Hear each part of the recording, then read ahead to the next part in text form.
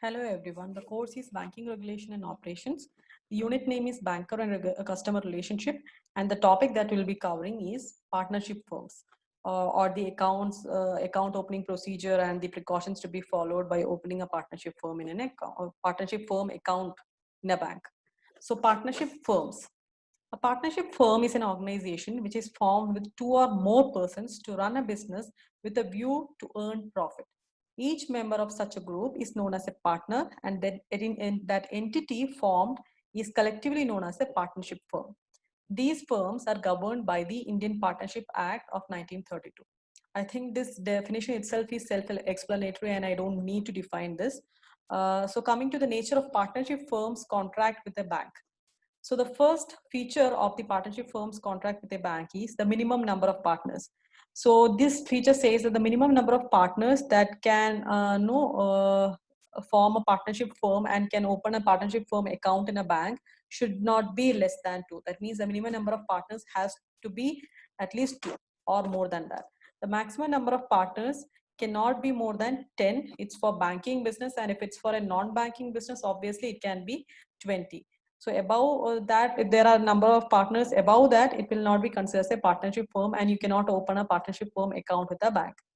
Coming to the third feature, the account opening form should be duly signed by all the partners. So whenever an account opening happens for a partnership firm, the form given for the account opening should be duly signed by all the partners, and the specimen signature of all the partners should be captured.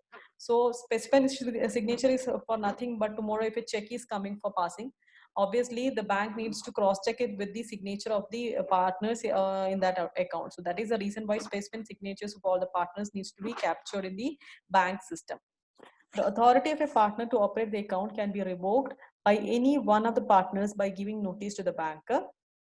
So suppose if there are four partners and uh, one partner has to be stopped from operating the account, right? In that case, the other three partners can give a notice in writing to the bank asking the bank not to pass any check or other negotiable instruments containing the signature of this person, so that no partners right to operate the particular account can be revoked by giving a written notice by all other partners to the banker. And partner can also do stop payment of a check signed by another partner of the firm. Suppose if one of the partners has issued a check and the other partner feels that the check was not issued for a right purpose and he wants to do a stop payment, he can very well do that by issuing a letter or a notice to the bank. Yes, coming to the next feature, a partner authorized to operate the account cannot delegate his authority to another person without the consent in writing by the rest of the partners. Suppose A, B, C, and D are partners to a partnership firm, okay? And A is one of the authorized signatories, but A wants to delegate his authority of signing that check or negotiable instrument to a person called S, okay? So he cannot do it without getting a consent in writing by the rest of the partners, that is B, C, and D. So only B, C, and D give the consent in writing for S to act on behalf of A with respect to signing the deeds and those kind of things. And they need to issue a notice regarding the same to the bank. Then only A can authorize a person called S to operate on his behalf to operate that particular account. Otherwise, this is not permissible. The next feature is the liability of a partner is unlimited unless he is a limited partner.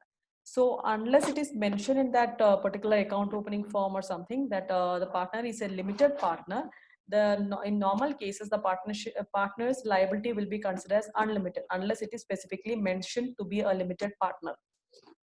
Coming to the next feature, if a partner dies or turns insane, that means the partner is becoming a person incompetent to a contract, right? In that case, the partnership account has to be closed. So there is no other option than to close the partnership account. And if one of the partners in a partnership account becomes insane or he dies off in between, then the bank has the responsibility to close the partnership account unless there is a contrary agreement to the contrary. Okay, and a new account can be opened with the rest of the partners. Last feature says that in case of advancing loan and execution of guarantee deed, the banker will obtain the signatures of all the partners.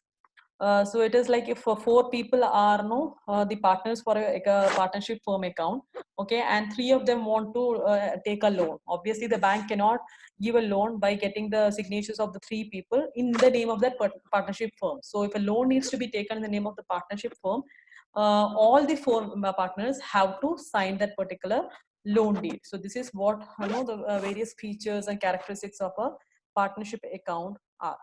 Thank you so much.